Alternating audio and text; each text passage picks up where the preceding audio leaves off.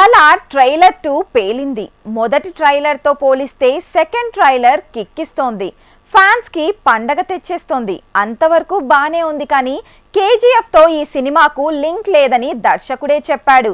అయినా ఫ్యాన్స్ లో ఏమాత్రం ఎక్కడో ఇది కేజీఎఫ్ తో కనెక్ట్ అయిన మూవీ అనే డౌట్లు వస్తూనే ఉన్నాయి.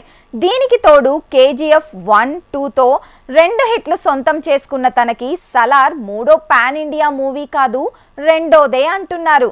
అక్కడే ఈ కామెంట్ తనకి పరీక్ష పెట్టేలా ఉంది. ఈ వారమే రిజల్ట్ కూడా రానుంది. సలార్ మూవీ రెండో ట్రైలర్ పేలాకే సీన్ మారింది. హైప్ పెరిగింది. ఫ్యాన్స్ లో జోరు కనిపిస్తోంది. అంతవరకు ఓకే, కానీ అసలు ప్రశ్న ఇక్కడ ప్రశాంత్ నీల్కి ఎదురవుతోంది. అదే ద్వితీయ లగ్నం. నిజానికి సలార్ మూవీ ప్రశాంత్ నీల్కి రెండో మూవీ కాదు.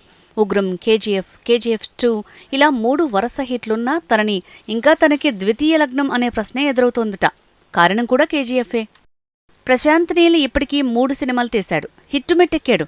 కానీ పాన్ ఇండియా లెవెల్లో తనకి వచ్చిన హిట్లు మాత్రం కేజీఎఫ్ 2 భాగాలు. అలా చూసుకున్నా తను ద్వితీయ లగ్నం దాటినట్టే. కానీ కేజీఎఫ్ 2 హిట్లని తన మూవీలాగే కన్సిడర్ చేస్తున్నారు.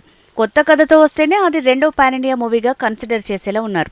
దర్శక ధీరుడు రాజమౌళి కూడా గతంలో ఈగతో నార్త్ ఇండియాను ఇంప్రెస్ చేసిన పాన్ ఇండియా లెవెల్లో హిట్ కొట్టింది మాత్రం బాహుబలితోనే. అలానే బాహుబలి 2వ భాగంతో కూడా తను హిట్టు మెట్టెక్కినప్పుడు తను ద్వితీయ లగ్నం దాటాడనే మాటే రాలేదు. కారణం ఒకే కథ 2 భాగాలుగా రావటం వల్లే. అది సేఫ్ గేమ్ అవటం. బాహుబలికి ఏమాత్రం లింక్ లేని మూవీగా RRR వచ్చింది. పాన్ ఇండియా లెవెల్లో హిట్ ని, గ్లోబల్ గా గుర్తింపుని తెచ్చుకుంది. అలా చూస్తే తెలుగులో జక్కన్నకు ఎన్ని హిట్లున్నా పాన్ ఇండియా లెవెల్లో 3 హిట్లు సొంతం చేసుకుని ఆ కోణంలో ద్వితీయ లగ్నం అన్న కామెంట్లకి ఆన్సర్ ఇచ్చేశాడు. ఇక ప్రశాంత్ నీల్ వంతే మిగిలి ఉంది. సలార్ ఈ వీక్ కిక్ ఇవ్వబోతోంది. మొదటి ట్రైలర్ డిసప్పాయింట్ చేసిన రెండో ట్రైలర్ కి ఓ రేంజ్ లో హైప్ వస్తోంది. మరి ఆ టాక్ కి తగ్గ కిక్ వస్తే పాన్ ఇండియా లెవెల్లో రాజమౌళి తర్వాత హ్యాట్రిక్ కిక్ ఇచ్చిన రెండో దర్శకుడిగా హిస్టరీ క్రియేట్ చేస్తాడు. కేజీఎఫ్ 1, కేజీఎఫ్ 2 2 హిట్లని కూడా ప్యాకేజీ లెక్కలో పాన్ ఇండియా సింగిల్ హిట్ గానే కన్సిడర్ చేస్తున్న బ్యాచ్ సలార్తోనే ప్రశాంత్ నీల్కి అసలైన అగ్ని పరీక్ష అంటున్నారు. మరి ఆ పరీక్షలో పాస్ అయిపోతాడా? బాక్సాఫీస్ ని షేక్ చేస్తాడా?